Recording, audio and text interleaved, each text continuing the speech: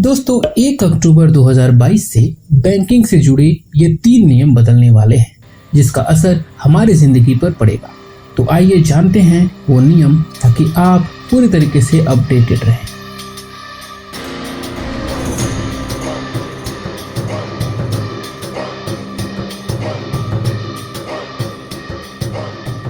एक अक्टूबर से बैंक से रिलेटेड हमारे रोजमर्रा के नियम में बड़े बदलाव होने जा रहे हैं, जिन्हें आप जान लीजिए ताकि कोई नुकसान न हो।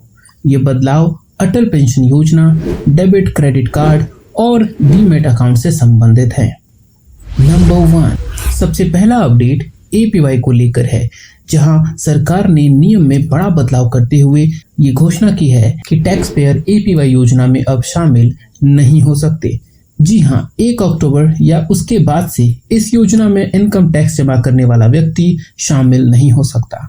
मतलब अगर आप टैक्स पेयर हैं तो अभी भी आपके पास 30 सितंबर तक का मौका है इसमें एनरोल करने का। दोस्तों, एपीवाई एक पेंशन स्कीम होती है जिसमें 1000 से लेकर 5000 तक की मासिक पेंशन मिलती है। हाल ही में मैंने इसका एक वीडियो अपलोड किया है, आप उसे देख सकते हैं, link in the description. Number 2, दोस्तों 1 अक्टूबर से आरबीआई का कार्ड ऑन फाइल टोकनाइजेशन नियम बदलने वाला है। इसमें डेबिट और क्रेडिट कार्ड के ट्रांजैक्शन पहले की तुलना में कहीं सुरक्षित हो जाएंगे। आरबीआई के अनुसार जब ग्राहक डेबिट या क्रेडिट कार्ड से ऑनलाइन, पॉइंट ऑफ सेल या किसी ऐप पर ट्रांजैक्शन करेगा तो उसकी सारी जानकारी एनक्रिप्टेड होगी। अब तक ये होता था कि अगर आप डेबिट या क्रेडिट कार्ड से पेमेंट करते हैं तो उसकी डिटेल्स कंपनी के सर्वर में सेव होती थी, जिसमें कार्ड का number, expiry date etcetera details save रहती है, ताकि जब आप नेक्स्ट टाइम से पेमेंट करें तो बस सीवीवी नंबर एंटर करके पेमेंट कर पाएं। लेकिन 1 अक्टूबर से ऐसा नहीं होगा, क्योंकि कंपनी के सर्वर में कोई डेटा स्टोर नहीं होगा।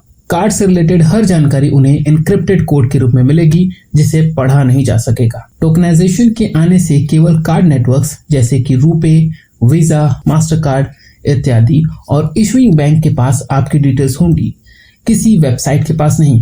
आपके कार्ड पर मौजूद 16 डिजिट के नंबर को टोकन से रिप्लेस कर दिया जाएगा।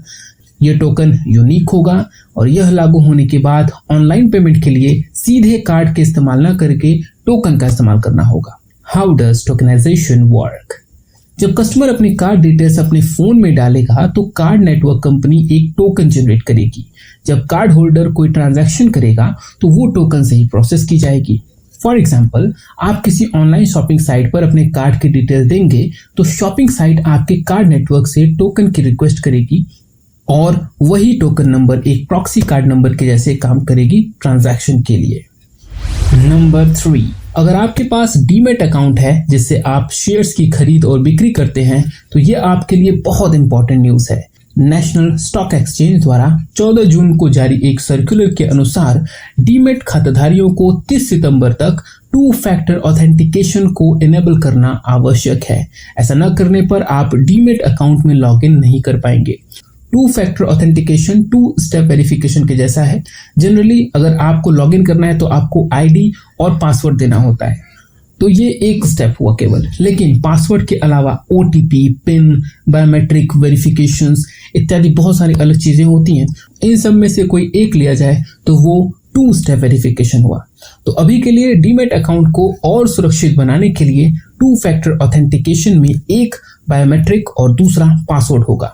बायोमेट्रिक ऑथेंटिकेशन मतलब आपने देखा होगा नई मोबाइल्स में फिंगरप्रिंट स्कैन करके मोबाइल को खोला जाता है, तो ये एक बायोमेट्रिक टेक्नोलॉजी है। अब अगर आपके मोबाइल में फिंगरप्रिंट का सेंसर ही ना हो तो इस केस में पिन का इस्तेमाल किया जाएगा।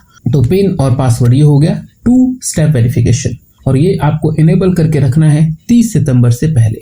तो दोस्तों, ये थे अपडेट्स, आपके लिए हेल्पफुल रहे होंगे। मैं मिलता हूँ आपसे अगली वीडियो में, तब तक के लिए